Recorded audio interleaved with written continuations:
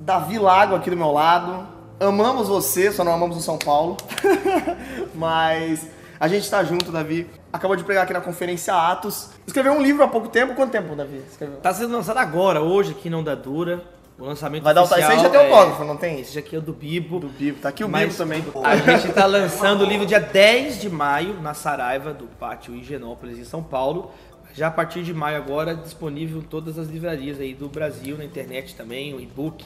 A ideia do livro é abordar um momento onde estão acontecendo duas coisas simultâneas relevantes no Brasil. A primeira, a crise político-econômica, né, chamada crise na nova república, desdobramentos da Operação Lava Jato, ruptura de antigas lideranças políticas, um efervescente interesse da juventude nas questões nacionais. Então, essa é uma coisa relevante acontecendo no Brasil. E a outra, simultaneamente, e aí elas entram juntas, é o estabelecimento da voz dos evangélicos, agora consolidado como 1/3, caminhando para metade da população brasileira. Então, são dois dados que mostram aí um novo Brasil. Um novo Brasil na questão política, na cidadania, e um Brasil com uma feição nova na sua fé, a fé evangélica, que vem crescendo. E aí o livro é sobre isso. Primeiro da minha dissertação de mestrado na PUC Minas, onde eu estudei a influência do calvinismo na fundação da democracia norte-americana, como que os Estados Unidos da América teve o seu desenho, o seu design jurídico forjado ali a partir da igreja protestante, né? Que gerou as universidades e etc. E aí, a partir dessa minha dissertação de mestrado, com outras pesquisas que eu estou fazendo sobre violência política, né? Que é o risco do Brasil virar uma tirania da maioria, e algumas palestras que nós temos dado nesse sentido. Por exemplo, ano passado eu estive na Universidade de Hamburgo, na Alemanha, junto com o RELEP. O RELEP é uma rede latino-americana de estudos sobre o pentecostalismo. Então nós temos participado, de certa maneira, desses debates, e no livro a gente sintetiza isso numa linguagem que a gente chama de teologia pública. É uma linguagem que ela funciona tanto para quem é de dentro, né, da fé protestante, mas ela é uma linguagem aberta para os acadêmicos de fora, qualquer pessoa que quiser entender um pouco esse momento. Então o livro joga luz nessa questão da política no Brasil e da participação crescente. E você acha você acha, Davi, que a igreja tem se posicionado de uma maneira correta diante desse momento? Nós podemos dizer que a igreja está amadurecendo. A igreja está amadurecendo. Afinal de contas, o Brasil é uma nação jovem. O Brasil ele tem, por exemplo, 518 anos completados agora, semana passada, 22 de abril, né? Você vê as pessoas, às vezes, falando sobre democracia, política no Brasil, como se nós estivéssemos na Inglaterra, que tem mais de 2.000 anos, né? Roma. Então, o Brasil é uma nação jovem. Quanto mais a igreja brasileira é muito jovem. Então, é uma igreja que está amadurecendo nesse momento, né?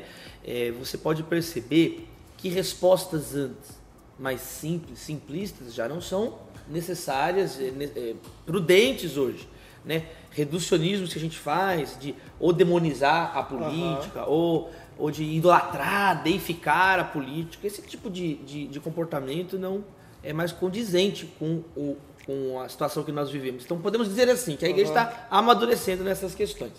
E sobre esse momento da Lava Jato, que eu acho que tá muito em alta já há alguns bons meses, como você enxerga esse momento político? Jesus lava a Lava Jato, você falou hoje na pregação. Nós estávamos falando na mensagem, né, que Deus está no controle de tudo, né? O trono é o ponto fixo de um universo instável. Deus está no trono. A Bíblia o afirma claramente. O cristão é aquele que crê nessa palavra, nessa afirmação. A política, eu recomendo a leitura do livro recém-lançado pelo ex-presidente Fernando Henrique Cardoso, chamado Crise e Reinvenção da Política no Brasil, onde ele dá também um panorama, não só da realidade brasileira, mas como um todo. A política como um todo está sofrendo uma transformação. Outro livro muito interessante é A Era do Imprevisto, do Sérgio Abranches, onde vários analistas percebem, por exemplo, que no mundo digital vocês estão acompanhando pela internet, estão filmando, Instagram, redes sociais, quer dizer, nós temos uma cidadania digital, mas as estruturas de poder ainda são analógicas, são, por exemplo, sindicatos e os partidos políticos, eles têm estruturas do século XIX. Então existe uma colisão maior, né, uma ruptura política maior acontecendo, um redesenho do Estado na contemporaneidade. E especificamente no Brasil, essa crise mais ampla está sendo acentuada com, claro, a Lava Jato é um dos pivôs disso, né, a derrocada de toda uma classe política brasileira, uma derrocada ético-política. Então, assim, é um momento de instabilidade, mas que toda crise ela gera oportunidades. Então estamos numa crise, então estamos também no meio de uma oportunidade de um ciclo novo no Brasil.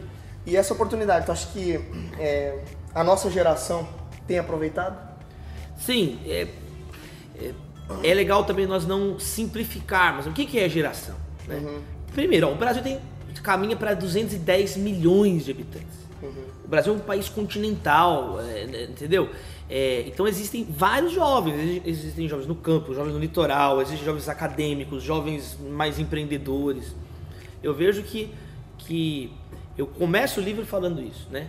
Eu começo o livro com 2 parágrafos assim.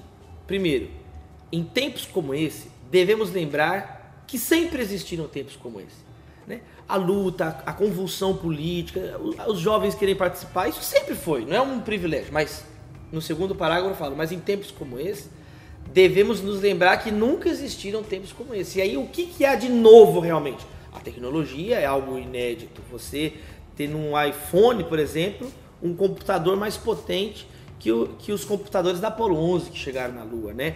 Então nós estamos num momento que não é nem a era da informação, é a era da sobrecarga de informação, e já tem muito estudo nesse sentido.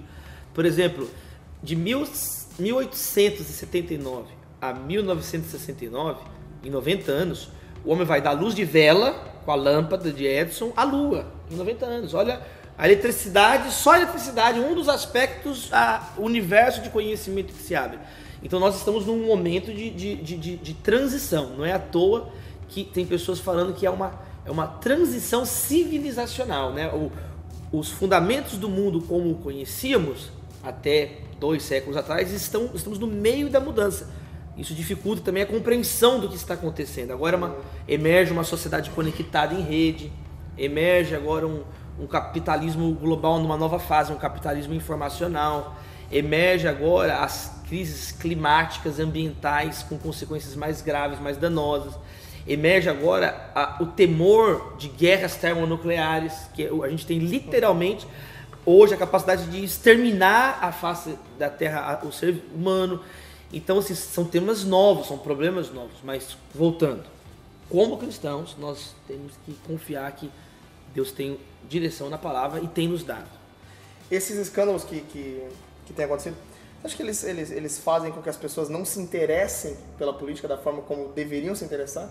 Em tempos como esse? Eu vejo que tudo indica, né, nos últimos 30 anos não há tanto interesse dos jovens pela política. E isso é bom. Então nós temos que encontrar os espaços certos para as discussões, né? Por exemplo, os debates políticos. Nós temos que começar agora a criar no Brasil espaços de discussão civilizados, de discussões racionais, arrazoadas, né? A gente não parte do zero, né? A gente está num Estado democrático de direito, tem uma lei. Então o início do diálogo tem que ser com respeito à lei, né? Ele tem que ocorrer no ambiente de tolerância, de respeito, de razão. E ele tem que caminhar, ele vai avançar esse diálogo com mais educação, com mais ética, e nós avançamos, né? Tá na hora do Brasil superar esses impasses elementares para a gente gerar um fluxo produtivo na política brasileira. Sobre agora o tema da conferência, para vivermos os atos só nos faltam os atos. Davi, para vivermos os atos só nos faltam os atos? Sim. Para escrevermos de fato Atos 29. Os atos, eles começam com o Espírito Santo, né? A promessa e a realização, a consumação da promessa de Cristo, o Espírito Santo. Então, nós temos visto os jovens buscarem o Espírito Santo no Brasil, né? E aí agora falta essa parte de testemunhar, né? Então, realmente, é um tempo de atitudes. Eu sempre brinquei na conferência do ano passado, eu falei, não está escrito palpite dos apóstolos, não é sugestões dos apóstolos, não é ideias. Vamos ver a ideia de Paulo, são atos, atitudes concretas. O Evangelho é assim, Deus, para nós, não é uma ideia abstrata, não é uma ideologia. Deus para nós não é uma esfinge enigmática. Deus para nós não é fortuna, não é que com o leme uma hora vai para cá, outra hora vai para lá. Deus para nós não é Janus, que tem duas caras. Deus para nós é Jesus. Emanuel, Deus conosco, Deus presente, o verbo que se fez carne. Então é o momento de nós encarnarmos o Evangelho, né? Vivemos o Evangelho de um modo concreto. Davi, muito obrigado, de verdade. Davi Lagos, senhoras e senhores, para vivermos os atos... Só faltam os atos. Brasil polifônico.